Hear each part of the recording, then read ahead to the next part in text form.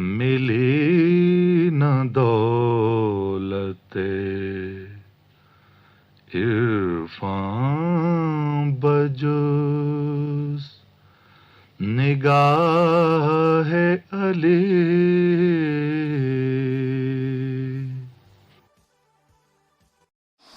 الحمد للہ الذی نور قلوب العارفین بنور معرفتہ واثبت فؤاد انبیائہ واولیائہ بقصص الانبیاء والمرسلین واکمل ایمان المسلمین والمؤمنین بولایت علی امیر المؤمنین علیہ السلام.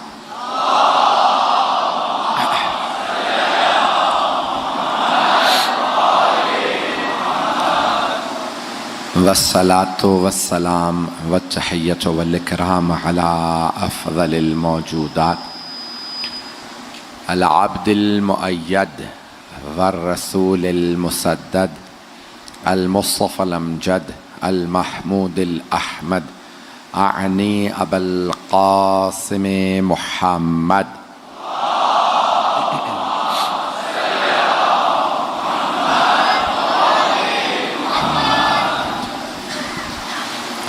وعلى روحه ونفسه وصهره ووسيه سيد الأتقياء والأصفياء مولى الموالي إمام المتقين علي بن أبي طالب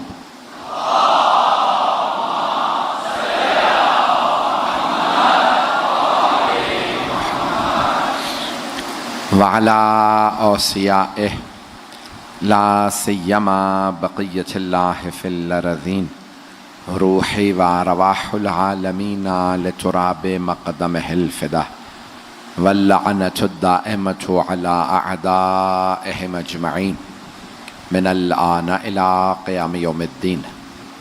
أما بعد فقد قال الله الحكيم في كتابه الكريم بسم الله الرحمن الرحيم وقال ربكم ادعوني استجب لكم ان الذين يستكبرون عن عبادتي سيدخلون جهنم داخرين. صدق الله العلي العظيم. صلوات.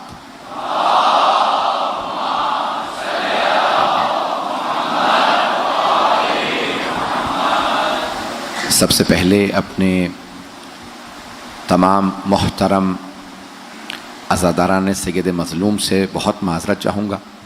چیزیں آج ہمارے کنٹرول سے باہر تھیں.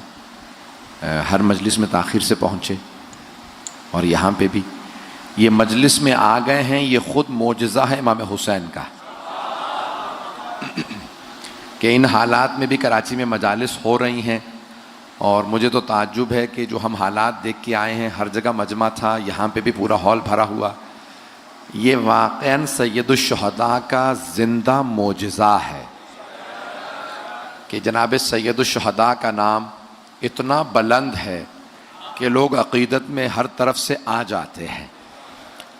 میں انشاءاللہ وقت کے اندر بات کو مکمل کر دوں گا. یہ ہمارے اختتام میں مجلس بھی ہو چکا ہوتا ہے اس وقت. تو میں یقین مانیے 2 دن سے میری صحت بالکل یعنی خستگی بہت زیادہ ہے, سو نہیں پا رہا, آرام نہیں کر پا رہا ہوں. اور ایک میرا جملہ سوشل میڈیا پہ لوگ چلا رہے ہیں بہت زیادہ کہ محرم میں مجھے آرام بالکل نہیں ملتا لیکن سکون بہت ہے. تو آرام ہونا ہو, سکون ہونا بہت ضروری ہے. یہ جناب سید الشہداء کا لطف و کرم ہے کہ الحمدللہ سکون بہت ہے. میں پیش کر رہا ہوں دعا کے عنوان سے کچھ مطالب اگر سننا چاہیں گے. 7 محرم ہو چکی ہے. جس محبت سے آپ سن رہے ہیں یقین مانیے کہ میں ممنون ہوں, بے انتہا ممنون ہوں.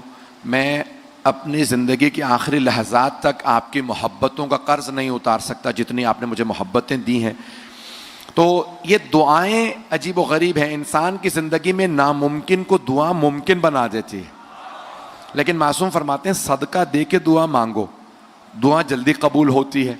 اور جب صدقہ آپ دے رہے ہوتے ہیں نا تو وہ صدقہ جو پیسے کی شکل میں یا کسی بھی شکل میں ہو وہ آپ سے کچھ کہہ کے جاتا ہے. سننا چاہیں گے کیا کہتا ہے؟ تو آپ معصوم فرماتے ہیں کہ جب آپ صدقہ نکالتے ہیں نا تو صدقہ کہتا ہے تیرا شکریہ, میں حقیر تھا تو نے عزت دے دی. میں فنا ہونے والا تھا تو نے مجھے بقا دے دی. پتہ نہیں لوگ ہیں یا نہیں.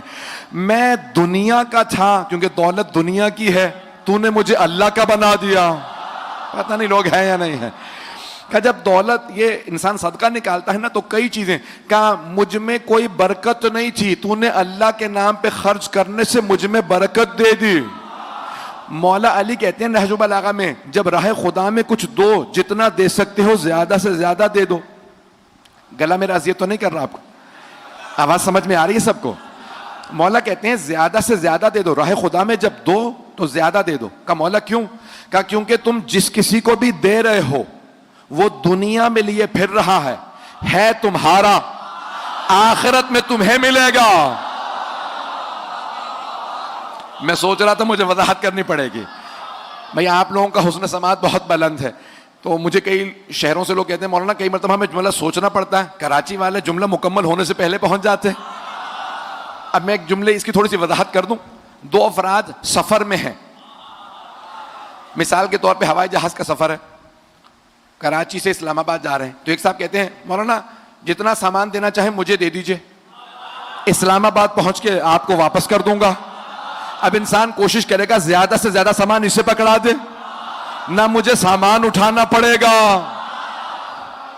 نہ یہ ساری زحمتیں, اسلام آباد پہنچ کے مجھے ہی سامان مل جائے گا. مولا فرما رہے ہیں جو راہ خدا میں دیتے ہو وہ ختم نہیں ہوتا, تمہارا ہی رہتا ہے. جن کو دے دیتے ہو وہ دنیا میں اٹھائے پھر رہے ہیں, آخرت میں تمہیں ہی پلٹ کے آ جائے گا. آپ نے غور فرمائے؟ تو اسی لیے کہا جاتا ہے کہ جب بھی مانگو تو راہ خدا میں کچھ دو. کچھ لوگ دیکھ نہیں پا رہے ہیں اس لیے بے شک پیچھے کر دیں, اس طرح سے کہہ رہے ہیں میری طرف تو ہے. نظر آ رہا؟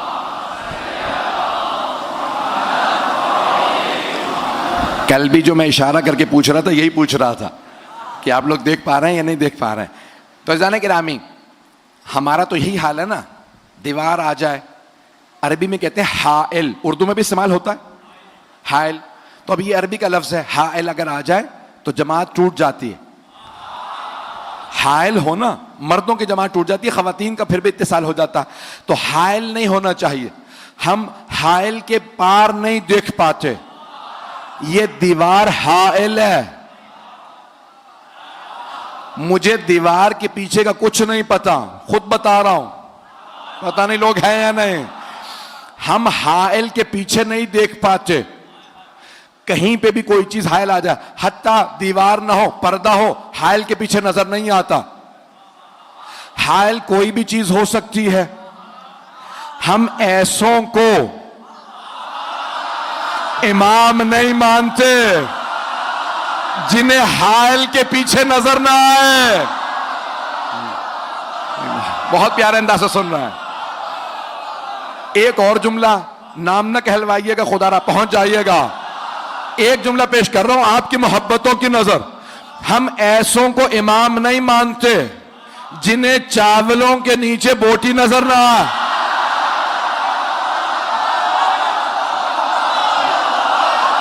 پہنچ گئے. ہم ایسوں کو امام مانتے ہیں جو پہاڑ کو دیکھے اور کہیں جندب اس پہاڑ کے پیچھے ایک لشکر ہے 10,000 افراد کا. کہ مولا کون لوگ ہیں؟ کہ خوارج. پتہ نہیں لوگ ہیں یا نہیں. کہ جندب خوارج کا ایک بہت بڑا اس پہاڑ کے پیچھے لشکر ہے. جب وہ آئیں گے نا اتنے پہر پہ پہنچیں گے, گھڑیاں نہیں تھیں. مولا نے کہا اتنے پہر پہ پہنچیں گے, جندب میرے قتل کے لیے آئیں گے, ان کے 7 افراد سے زیادہ بچیں گے نہیں, میرے 7 سے زیادہ مریں گے نہیں. کہ جندب جنگ دکھاؤں گا, ان تمام خوارج کو مار دوں گا, صرف 7 افراد بچیں گے, بھاگ جائیں گے, باقی سارے میرے ہاتھوں مارے جائیں گے. تو جناب امیر صحرا میں بیٹھے ہیں, لشکر سارا خیموں کے اندر ہے, جناب جندب پاس میں بیٹھے ہیں, دیکھتے ہیں زمین پہ چیونٹیاں ہیں. مولا نے کہا کیا دیکھ رہے ہو جندب؟ کہا مولا یہ دیکھ رہا تھا کتنی کثیر تعداد میں چیونٹیاں. اور یہ سوچ رہا تھا کوئی ہے جو ان چونٹیوں کی تعداد جانتا ہو؟ نہیں ہے. مولا نے فرمایا جندب آپ کا مولا نہ صرف تعداد جانتا، میں یہ بھی جانتا ہوں ان میں نر کتنے ہیں مادہ.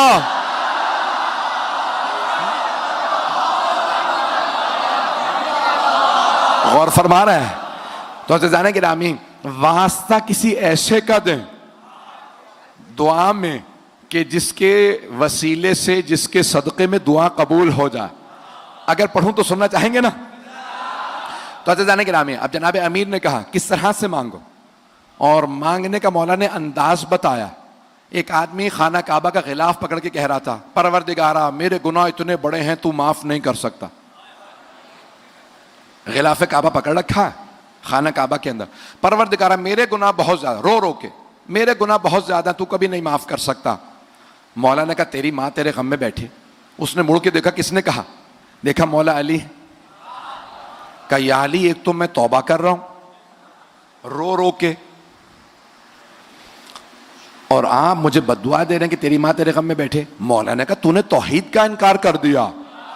نہیں ہے لوگ کہ تو نے توحید کا انکار کر دیا. کہا یا علی کیسے؟ میں تو اللہ سے دعا مانگ رہا ہوں کہ میرے گناہ. کہا جب تو کہہ رہا ہے نا کہ تیرے گناہ اللہ سے بڑے ہیں، نہیں ہے تو نے اللہ کا انکار کر دیا. اللہ کہہ رہا وَالرَّحْمَتِ وَسِعَتْ كُلَّ شَيْءٍ، میری رحمت ہر شے سے بڑی ہے. یوں مانگ پروردگارا میرے گناہ بہت بڑے، تیری رحمت میرے گناہوں سے زیادہ بڑی. پروردگارا میرے گناہوں کو معاف کر دے. کہ مانگو اس طرح سے کہ یقین ہو. اچھا کچھ جگہوں پہ دعائیں قبول ہوتی ہیں، اور سب سے زیادہ دعا قبول ہوتی ہے حرم امام حسین علیہ السلام. جب آپ گنبد کے نیچے کھڑے ہوں تو وہاں دعائیں قبول ہیں. پہلی دفعہ جو جائے اس کی ہر دعا قبول، اور بعد والوں کی پہلی 3 دعائیں. ہر جگہ پہ ایک دعا کی ضمانت ہے، لیکن حرم سید الشہداء میں 3 دعاؤں کی ضمانت ہے. جو مانگو گے عطا ہوگا. تو حرم سید الشہداء میں دعا قبول ہوتی ہے. اور اگر کوئی نہ جا سکے، توجہ ہے، کسی نے چھٹے امام سے پوچھا کہ مولا میں نہیں جا سکتا، تو مولا نے کہا تو کیا ہوا؟ کربلا کا رخ کرو. توجہ، کہاں وضو کرو، زیارت امام حسین پڑھو اور مانگو. کہ مولا حسین کوئی دور ہو یا نزدیک سب کو دیکھتے بھی ہیں جانتے بھی ہیں. اب کامل الزیارات میں ابن قولوہ نے زیارت کی، یہ جملہ نقل کیا چھٹے امام کا. فرمایا مولا حسین اپنے ہر زائر کو اس کے نام سے حسب نسب سے پہچانتے ہیں. نہیں پہنچا سکا. ہر زائر کو، ہزاروں لاکھوں بلکہ کروڑوں زائرین آ رہے ہیں، مولا حسین ہر زائر کو، ہر عزادار کو نام سے، حسب نسب سے، شجرے سے پہچانتے ہیں یہ کون ہے. کسی پہ صرف ایک نظر پڑتی ہے، کسی پہ مولا کی نظر ٹک جاتی ہے. تو کہا مولا نظر کس پہ رکتی ہے؟ اگر سنتے رہیے گا مکمل کر دوں یا تاخیر تو نہیں ہو گئی زیادہ؟ اگر آپ کہیں تو میں یہیں پہ پڑھوں یا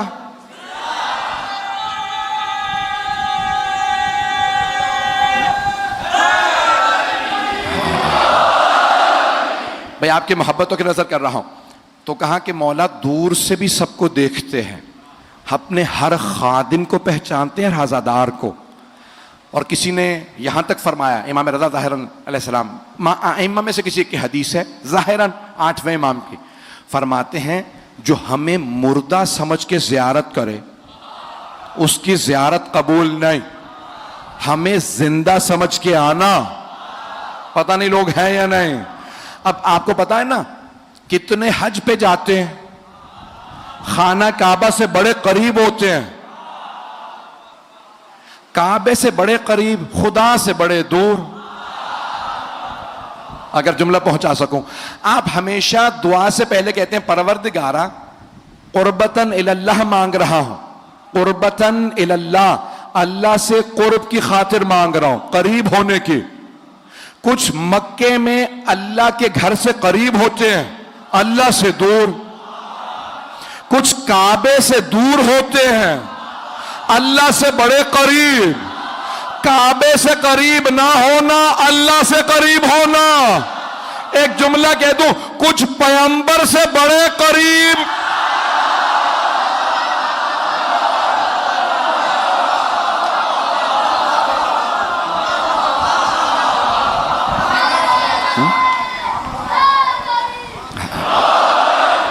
بات پہنچ رہی ہے عزیزان کرام؟ تو عزیزان گرامی، کئی مرتبہ ایسا ہوتا ہے کہ کچھ لوگ جسمانی لحاظ سے قریب ہوتے ہیں. میں یہاں پہ ایک صرف روایت پیش کر دوں. کسی نوجوان نے مجھ سے درخواست کی کہ میں نے آپ پتہ نہیں کون سے ملک میں پڑھ رہا تھا تو وہاں پہ آپ نے واقعہ سنا ہے تو پیش کر دیں. میں نے کہا ٹھیک. عزیزان گرامی، انسان کبھی بھی معصومین کی بارگاہ میں جائے تو انہیں مردہ سمجھ کے نہ جائے، اور اگر مردہ سمجھتا ہے تو نہ جائے. میں ایک واقعہ روایت پیش کرنا چاہتا ہوں، بلکہ روایت نہیں ہے، آیات ہے قرآن کی. وہ آیت واقعہ پیش کرنا چاہتا ہوں، سنیے گا. اس سے پہلے میں ظاہراً پہلی یا دوسری مرتبہ جب حج پہ گیا، سب کو بتا کے گیا، حاجیوں کو جو مومنین ساتھ تھے، کہ بھئی وہ ہاتھ نہیں لگانے دیتے. جب اندر جانا روضہ رسول پہ ہاتھ نہ لگانا، اشارے سے زیارت پڑھ لینا. ہاتھ لگاؤ گے تو وہ فوراً دھکا دیتے ہیں، روکتے ہیں، اور اگر ہاتھ میں چھڑی ہو تو چھڑی مار دیتے ہیں اور فوراً آواز دیتے ہیں بدعت. سارا موڈ آف ہو جاتا ہے، انسان کا ماحول خراب ہو جاتا ہے. تو اچھا، انسان سب کو بتا رہا ہوتا ہے، خود کئی مرتبہ بھول جاتا ہے کہ بھئی یہ روکیں گے. تو میں نے کہیں اب غلطی سے، کیونکہ مجھے پتا تھا یہ فوراً روکے گا، دھکا بھی دے گا، میں نے جیسے ہی زری یا اس دروازے پہ پہنچا جہاں روضہ مبارک ہے حضرت سرور کائنات، تو بلا اختیار میرا ہاتھ ایک دم سے زری کی طرف بڑھا. جیسے ہی میں نے ہاتھ رکھے اور چومنے کی کوشش کی، اس نے کاندھے پہ ہاتھ رکھا. کہا مش فائدہ، اس میں کیا فائدہ ہے؟ عربی میں کہنے لگا کیا فائدہ ہے اس میں. اچھا، اب میں اس وقت آنکھوں میں آنسو تھے، میں نے کہا بہت. کہا کلم بات کر، آ جاؤ. شرطوں کو کہنے لگا آ جاؤ. ہم اس سے بحث کرتے ہیں، کہہ رہا ہے کہ بہت فائدہ. تو میں نے کہا بھئی سن، میں پاکستانی نہیں ہوں، برطانیہ کا پاسپورٹ رکھتا ہوں، مجھے پتا ہے تمہارا باپ کون ہے.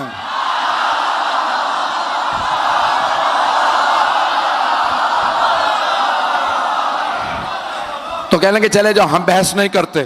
مجھے پتا تھا اگر میں کہہ دیتا پاکستانی ہوں، انہیں پتا ہوتا کہ ہاں بھئی یہ شیعہ ہونا بھی جرم، پاکستانی ہونا بھی جرم. تو میں نے کہا میں بحث نہیں کرنے آیا، حج پہ آیا ہوں. کہنے لگے اگر تو بحث کرتا نا میں جواب دیتا. میں نے کہا ایک بات کہہ کے جا رہا ہوں، تم جتنا مرضی روک لو، دل سب کے اندر ہے. جسے مرضی تاج پہنا دو، پچھلے والوں کو، اگلے والوں کو، کسی کو بھی عزت نہیں ملتی. عزت ہے محمد و آل محمد کی.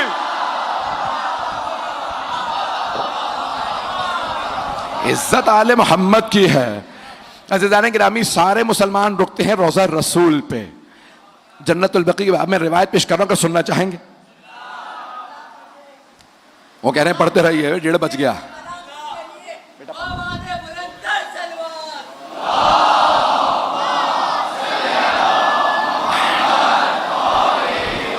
آپ پوچھ سکتے ہیں میری حالت وہاں کیا تھی انچولی میں. بالکل ممبر سے اترا نہیں جا رہا تھا، لیکن ممبر پہ جب آتا ہوں دوبارہ جناب سیدہ سے توسل کرتا ہوں اور یہاں آپ کی خدمت میں مطالعے پیش کرتا ہوں. اب یہ قرآن سے پیش کر رہا ہوں. زندہ سمجھ کے انبیاء کی زیارت کریں. سنیں گے؟ زندہ سمجھ کے انبیاء کی زیارت کریں. معصومین کی زیارت جب بھی جائیں زندہ سمجھ کے، اور سلام زندوں کو کیا جاتا نہیں ہے. ایک کلمہ گو، اور تو کچھ کہہ نہیں سکتا. آج کل تو ہر جگہ سنا جا رہا ہے، مجھے خود بھی پریشان ہوا ہے، کاش اتنے لوگ نہ سن رہے ہوتے. انہی لوگوں کو سناتا جو سامنے ہے. تو بہرحال کلمہ گو وہ کہنے لگا کہ بھئی یہ پتہ نہیں پیش کروں کہ نہ کروں.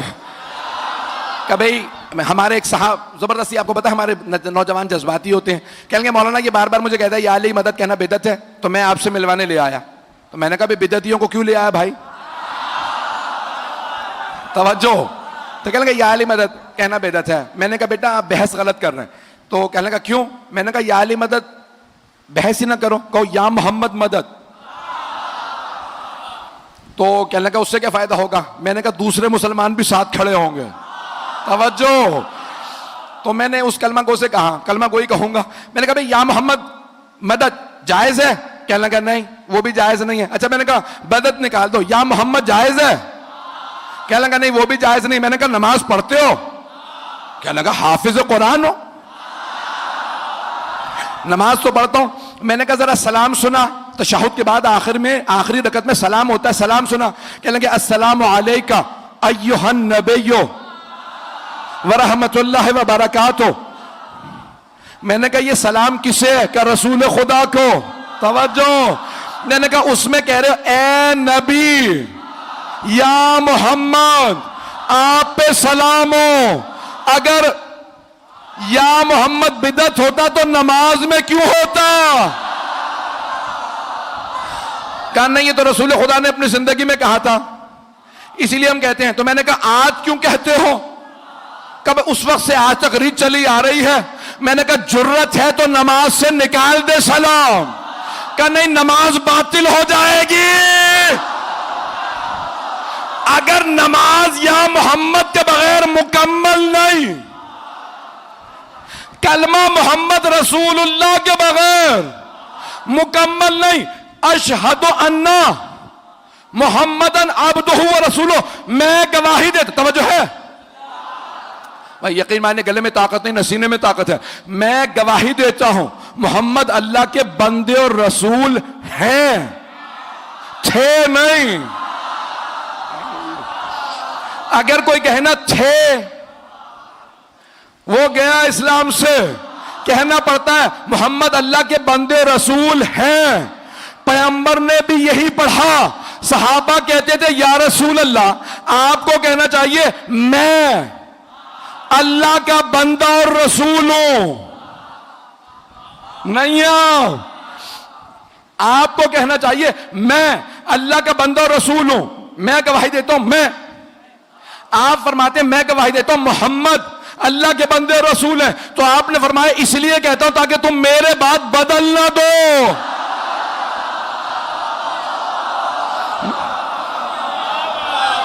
میرے بات بدل. میں نہیں چاہتا میرے بات تم بدل دو, اسی لیے میں اسی طرح سے پیش کر رہا ہوں. توجہ میرے ساتھ رکھیے گا. روزانہ گرامی, اب حضرت عزیر اور عزیرہ کا واقعہ قرآن کریم میں موجود ہے کہ حضرت عزیر ایک بستی سے گزر رہے تھے جس پہ عذاب آ چکا تھا. ساری بستی ختم ہو چکی تھی. خاویۃ علی عروشہا, قرآن کی آیات ہے. خاویۃ, بالکل وہاں پہ عذاب آ چکا, سب ختم ہو چکے, ساری بستی تباہ و برباد ہو چکی تھی. تو جناب عزیر نے ایک سوال کر لیا, کہا پروردگارا یا رب کیف تحیی الموت, تم مردوں کو کیسے زندہ کرے گا؟ اتنے اس بستی میں مردے ہیں. تو جناب عزیر سے اللہ نے کہا اولم تؤمن, ایمان نہیں رکھتے کیا؟ کہا ایمان تو رکھتا ہوں, دیکھنا چاہتا تھا, مشاہدہ کرنا چاہتا تھا. تو اللہ نے کہا اپنا کھانا رکھ دو, گدھے کو باندھ دو اور یہاں سو جاؤ. اسی بستی میں اللہ نے کہا اسی وقت سو جاؤ. جناب عزیر نے, اللہ کا حکم تھا, گدھے کو باندھا, کھانا زمین پہ رکھا اور فوراً اسی مقام پہ سو گئے. فَأَمَاتَهُ اللَّهُ, اللہ کہتا ہے اللہ نے 100 عام 100 سال کے لیے انہیں موت دے دی. توجہ, 100 سال کے لیے سلا دیا. نہ کھا رہے تھے, نہ پی رہے تھے, نہ سانس لے رہے تھے. 100 سال بعد اللہ نے زندہ کیا. پوچھا کم لبستہ, کتنا عرصہ سوئے ہو؟ توجہ, کہ لبستو یوم اور بعد یوم, ایک دن سویا ہوں. پھر کہا نہیں دن کا بھی کچھ حصہ سویا ہوں. اللہ نے کہا بل لبستہ 100 عام, 100 سال سوئے ہو. جناب عزیر 100 سال سوئے, جب اٹھے پھر بھی عزیر تھے, نہ بھویں جھڑی تھی, نہ بال سفید ہوئے، نہ ہڈیاں کمزور، نہ وہ کھا رہے تھے، نہ پی رہے تھے، نہ چل رہے تھے۔ اللہ جسے چاہے جوان رکھے۔ او مسلمانوں، حضرت عزیر کے متعلق مان لیتے ہو 100 سال سو کے اٹھے پھر بھی جوان تھے، امام مہدی کا کیوں نہیں؟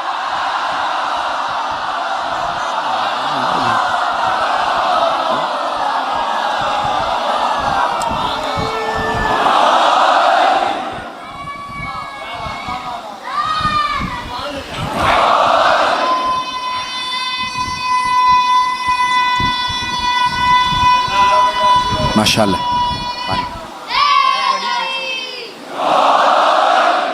بس بھائی 2 نتائج دینا چاہتا ہوں۔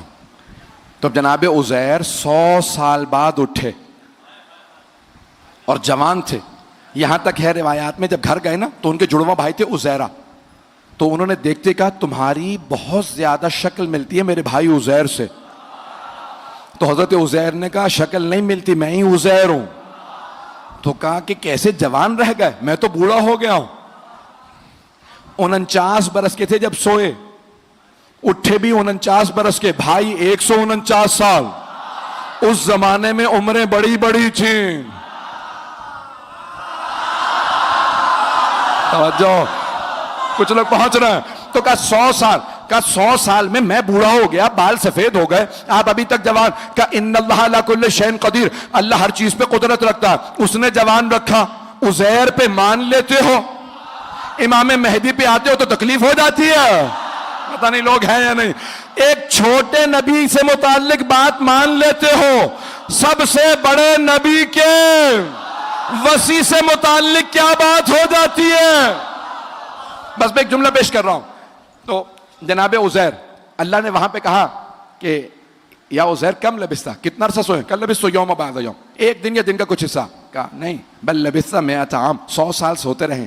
انظر الی حمارک، اپنے گدھے کو دیکھے، وانظر الی طعامک، اپنے کھانے کو دیکھے، ختم ہو چکے تھے، ہڈیاں تک کیلشیم کی ہوتی ہیں گل کے ختم ہو گئی تھی۔ کہا اے عزیر دیکھیں مردوں کو کیسے زندہ کرتا ہوں۔ گدھے کی ہڈیاں بننے لگیں، گوشت چڑھنے لگا، خون دوڑنے لگا، کھال بننے لگے، گدھا بن کے دوبارہ واپس آ گیا۔ ایک بات واضح ہو گئی، اگر ایک گدھا 100 سال بھی کسی نبی کے پاس سویا رہے پھر بھی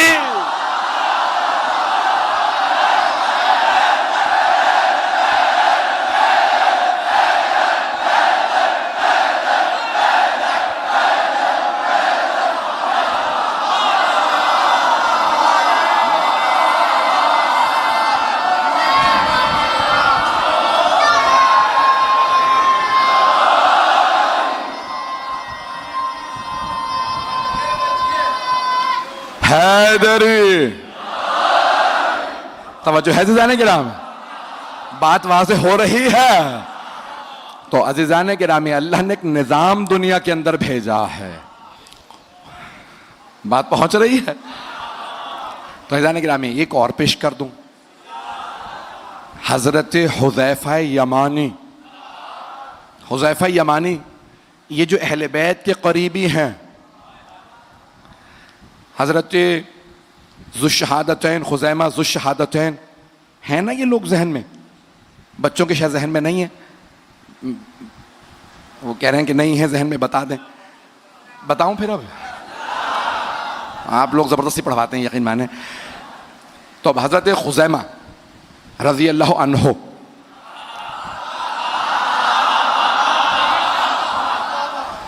پیغمبر اسلام مدینے سے باہر گئے ہوئے تھے۔ ایک یہودی نے رسول اسلام سے کہا میں یہ خچر یا گدھا بیچ رہا ہوں، خریدیں گے؟ پیغمبر نے کہا کتنے میں ہے؟ کہا اتنے میں۔ آپ نے پیسے دیے، کہا مدینے پہنچ کے دے دوں گا۔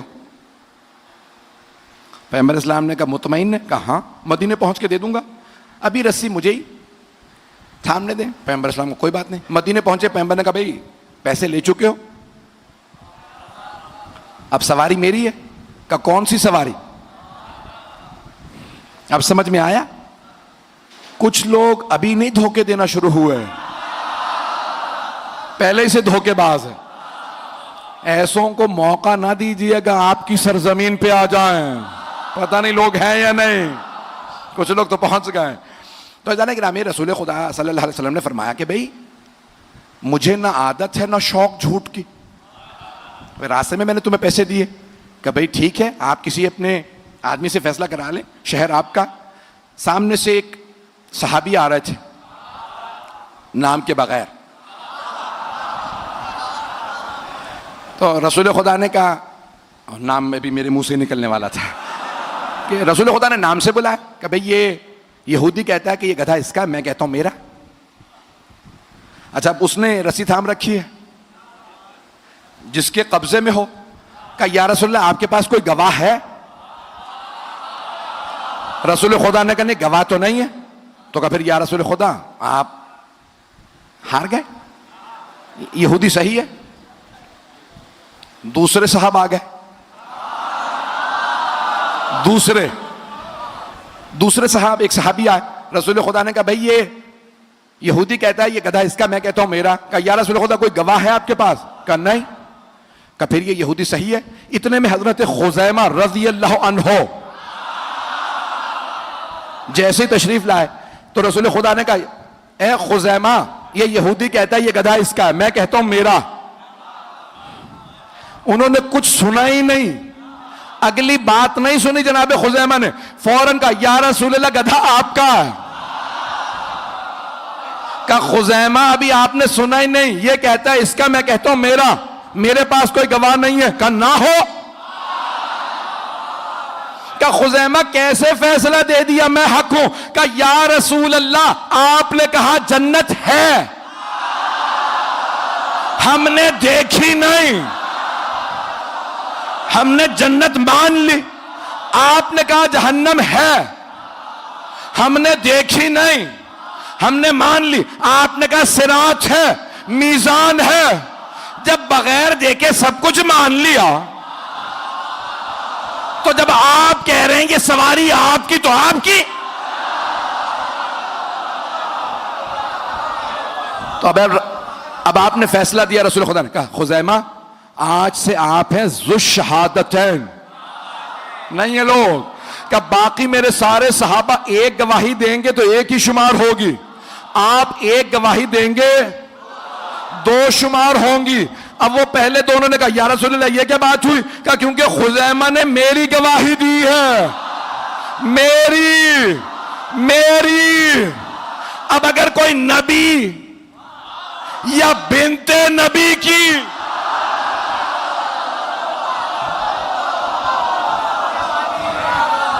گواہی دے،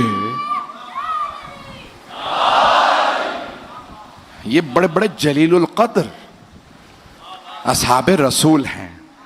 حضرت حذیفہ یمانی کہ جن کو امام حسن مجتبیٰ نے یاد کیا ہے.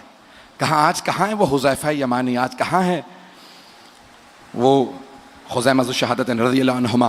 تو حضرت حذیفہ یمانی عراق آ گئے تھے، وہاں ان کا انتقال ہو. میں آخری روایت پیش کر رہا ہوں، سنیں گے؟ وقت ہے نا؟ آخری روایت. تب یہ عزیزان گرامی دعاؤں میں آل محمد کے علاوہ ایسوں کا بھی واسطہ دیں تو دعا قبول ہو جاتی ہے. اللہ تک پہنچنے کے لیے آل محمد باب ہیں، اور آل محمد تک پہنچنے کے لیے یہ کوئی سلمان ہے، کوئی ابو ذر ہے، کوئی مقداد ہیں، کوئی عمار ہیں، کوئی مالک اشتر ہیں، کوئی حبیب ابن مظاہر ہیں. ان میں سے ایک. کل میں انشاءاللہ اس بات کو مکمل کروں گا، اگر یاد رہے تو انشاءاللہ جناب عباس علیہ السلام کے باب الحوائج ہونے پہ، اور وہ کیا لکھ دیں اور انسان کو کیا ملتا ہے، یہ انشاءاللہ اگر زندگی رہی اور مجھے یاد رہا میں کل پیش کروں گا کہ آپ کو عظمت حضرت عباس علیہ السلام معلوم ہو کہ ان کے صدقے کے بغیر کسی کو کچھ نہیں ملتا. کل پیش کروں گا بڑے بڑے عرفاء نے کیا لکھا ہے حضرت عباس علیہ السلام سے متعلق. تو حضرت حذیفہ یمانی عراق میں انتقال ہوا، وہیں پہ قبر بنائی گئی، اور اب سے تقریباً 80 برس پہلے سیلاب آیا، جس قبرستان میں وہ تھے ساری قبریں بہہ گئیں، ایک قبر میں ایک مردہ نکلا بالکل سالم، نہیں ہے مجمع، نہ بال جھڑے تھے نہ کوئی آثار چھے خرابی کے، بہت پر نور۔ تو کہا بھئی یہ قبر کس کی تھی؟ تختی پہ لکھا تھا حذیفہ یمانی۔ دوبارہ جنازہ ایک مرتبہ کاندھوں پہ اٹھایا، آغا محسن الحکیم نے جنازہ پڑھایا، کہا کہاں دفنا ہے؟ کہا مدائن میں سلمان کے پاس۔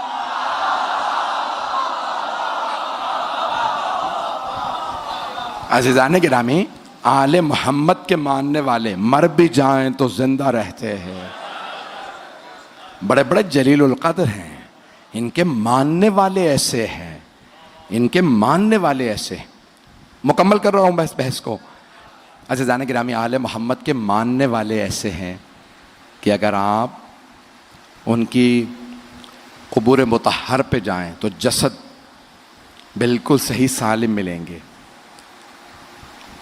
وقت نہیں ہے اب، اور میں یقین مانیے کہ بس مولا نے مجھ سے پڑھوایا، اور آج مسائل پڑھنا چاہتا ہوں تفصیل سے۔ 7ویں محرم گزر گئی، خیام حسینی سے العطش کی آوازیں آ رہی ہیں۔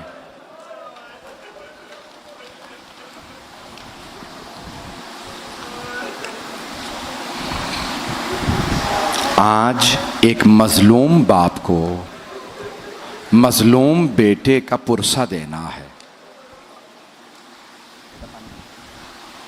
میں پیش کرنا چاہتا ہوں حضرت قاسم ابن حسن کی شہادت۔ میں نے مظلوم باپ کیوں کہا؟ آپ جانتے ہیں نا، تاریخ میں ایک ہی جنازہ ہے جو گھر سے گیا پھر واپس آ گیا۔ ایک تابوت اٹھا، لیکن ایک فرق ہے، جب تابوت گیا تھا تو کفن سفید تھا، جب تابوت واپس آیا تو کفن سرخ تھا۔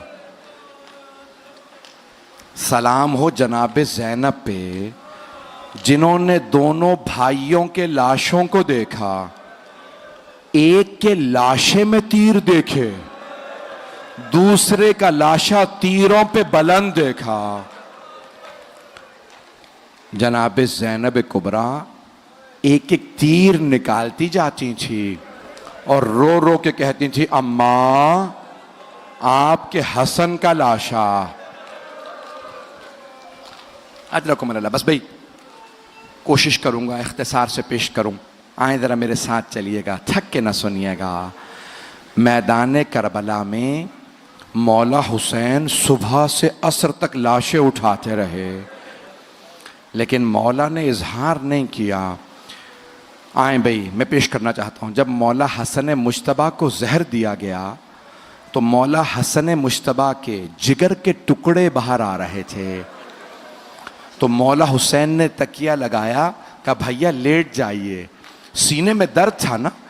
تو مولا حسن نے کہا کہ نہیں بھائی، پہلے تشت چھپا دو، میری بہنیں دیکھ نہ لیں، میرے جگر کے ٹکڑے تشت میں ہیں۔ تو روایت کے الفاظ ہیں، اتنے میں ایک 1.5 پونے 2 برس کا بچہ کہیں سے کھیلتا ہوا آیا، مولا حسن کے سینے سے لپٹ گیا۔ بچے کا بابا سے لپٹنا تھا کہ ایک مرتبہ ماں نے کہا، بیٹا قاسم بابا کے سینے سے اتر جائیے، بابا کے سینے میں بڑا درد ہے۔ مولا حسن نے کہا، ام فروا قاسم کو میرے سینے پہ رہنے دو، جب قاسم کا سینہ میرے سینے سے ملتا ہے مجھے سکون محسوس ہوتا ہے۔ میرا دل یہ کہتا ہے مولا حسن کی نگاہوں میں کربلا کا میدان ہوگا اور سینے پہ گھوڑوں کی ٹاپیں ہوں گے۔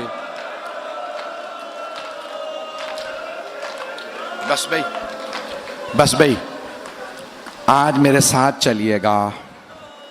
میں جانتا ہوں آپ بہت تھک گئے ہیں، بہت رات ہو چکی، آدھی رات کے بعد کا وقت ہے۔ میرا دل کہتا ہے ایسا ہی کوئی پہر تھا، مولا حسین کا خیمہ تھا، انصار حسینی تشریف فرما تھے، مولا نے ایک مرتبہ کہا میں سب کو بتا دوں کل کون کون شہید ہوگا.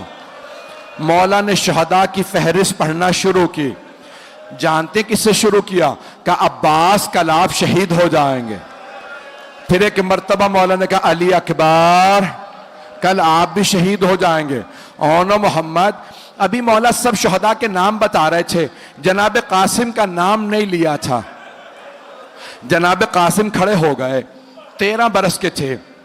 ایک مرتبہ آنکھوں میں آنسو برسنے لگے. کہا چچا جان, امو جان, کیا شہداء کی فہرست میں میرا نام نہیں ہے؟ جناب سید الشہداء نے ایک سوال کیا, قاسم کیف الموت عندک, آپ کے نزدیک موت کیسی ہے؟ جناب قاسم نے فرمایا چچا جان اگر آپ پہ قربان ہونے کا نام موت ہے, احلی من العسل, تو شہد سے زیادہ میٹھی ہے. تو مولا حسین نے کہا قاسم صرف آپ ہی کا نہیں, شہداء میں علی اصغر کا نام بھی ہے. جناب قاسم کی رگوں میں مولا حسن کا خون تھا, بہت غیور تھے, غیرت مند تھے. ایک مرتبہ تڑپنے لگے. کہا چچا جان کیا یہ اشقیاء خیموں میں آ جائیں گے؟ علی اصغر کو کیسے مار دیں گے؟ مولا حسین نے کہا نہیں قاسم, میں ہاتھوں پہ لے کے جاؤں گا. بس بھائی مولا حسین پہ رونا یہ قسمت سے نصیب ہوتا ہے. ایک آنسو شفاعت کا باعث بنتا ہے. رات گزر گئی, ظہر کا وقت قریب ہے. جناب ام فروا کے کانوں میں کسی کے رونے کی آواز آئی. آپ جانتے ہیں نا بیوہ ماؤں سے یتیم بچوں کا رونا برداشت نہیں ہوتا. 2 مائیں ایسی ہیں میدان کربلا میں جنہوں نے اپنے بچوں کے رونے کے متعلق گلہ کیا. ایک جناب ام فروا ہیں, اگر دیکھ سکے تو اب میری طرف ضرور دیکھیے گا. دوسری ماں کا نام ہے رباب. جب شام غریبہ میں کسی نے بالوں میں ہاتھ ڈالا, جناب رباب نے رو کے کہا جناب زینب سے, بی بی میری بچی. جناب زینب نے کہا رباب اب مجھے مت دیکھو, میرا عباس نہیں رہا.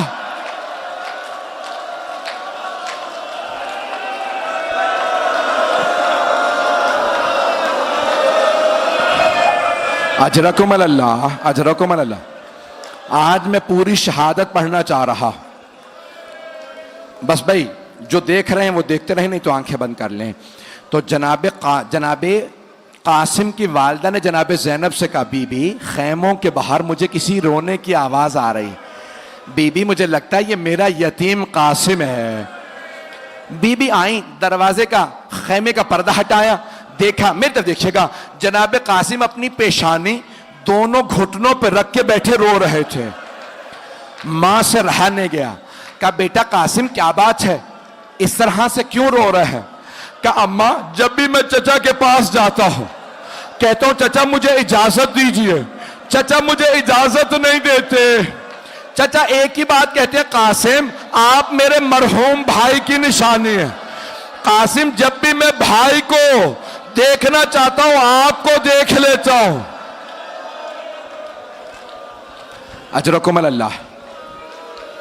اب ایک مرتبہ ماں نے کہا قاسم آپ کے بابا نے فرمایا تھا کہ اے ام فروا جب میرا قاسم بہت بڑے مصائب میں گھر جائے تو میں نے ایک تعویذ لکھ کے بازو پہ باندھ دیا ہے, قاسم سے کہیے گا تعویذ کھول کے پڑھ لے, اس میں حل لکھا ہوگا.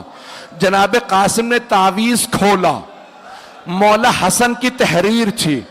جانتے ہیں کیا لکھا تھا؟ مولا حسن نے لکھا تھا یا بنیا قاسم, اے میرے لخت جگر قاسم, اذا وجدت امک الحسین غریبا مظلوما وحیدا عطشانا, اے میرے لخت جگر قاسم اگر آپ اپنے چچا کو تنہا پائیں, غربت کا عالم ہو, مظلومیت کی حالت ہو اور حسین میرا بھائی پیاسا ہو, قاسم پھر اپنی جان قربان کرنے سے دریغ نہ کیجئے گا. قاسم اپنی جان چچا پہ قربان کر دیجئے گا۔ جناب قاسم نے آنسوؤں کو صاف کیا، بہت خوشی خوشی اٹھے کہ اب چچا مجھے روک نہیں پائیں گے، کہ چچا جان اب آپ مجھے میدان جنگ میں جانے سے روک نہیں سکیں گے۔ میری تو دیکھئے گا چچا جان، دیکھیں میرے بابا نے کیا لکھا۔ مولا حسین نے بھائی کی تحریر کو لیا، پڑھنا شروع کیا، بلند آواز سے رونے لگے، مدینے کا رخ کیا کہ ہائے میرا بھائی، مجھے غربت میں یاد رکھا، جب میں تنہا رہ گیا میرے بھائی حسن نے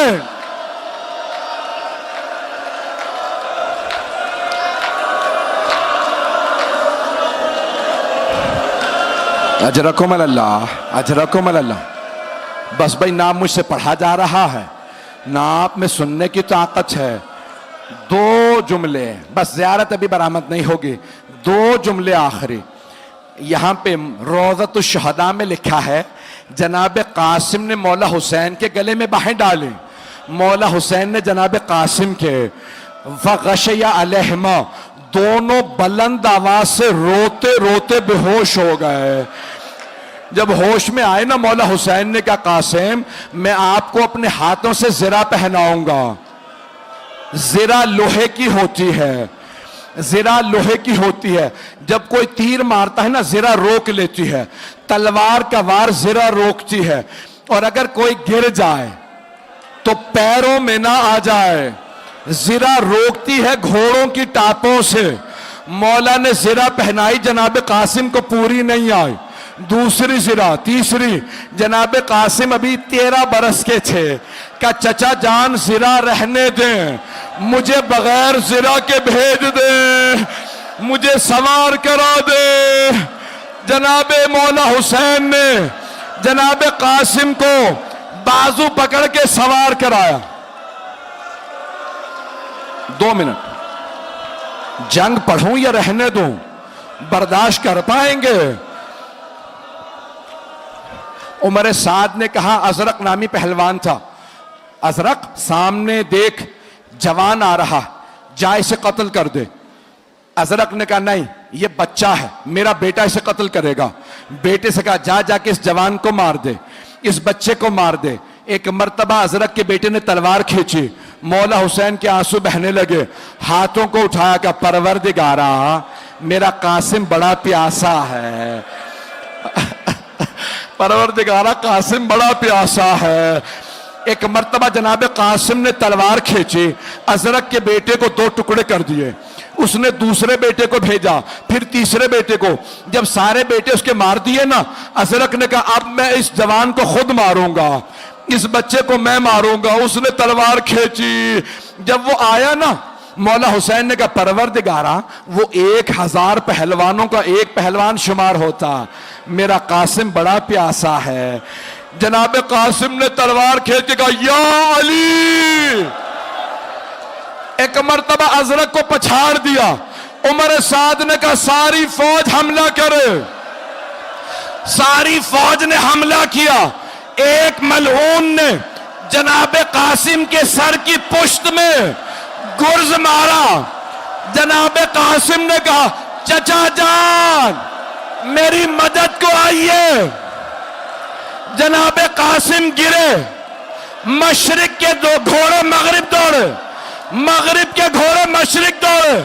مولا حسین بڑی تیزی سے آئے، بلند آواز سے رو کے کہا قاسم میں آ گیا تھا، میرے لال گھوڑے سینے پہ۔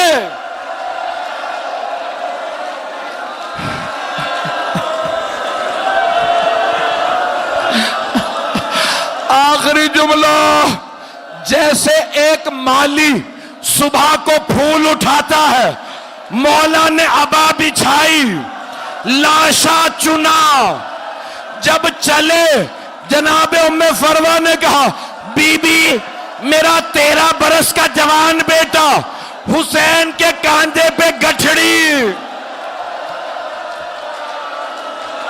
وا قاسمو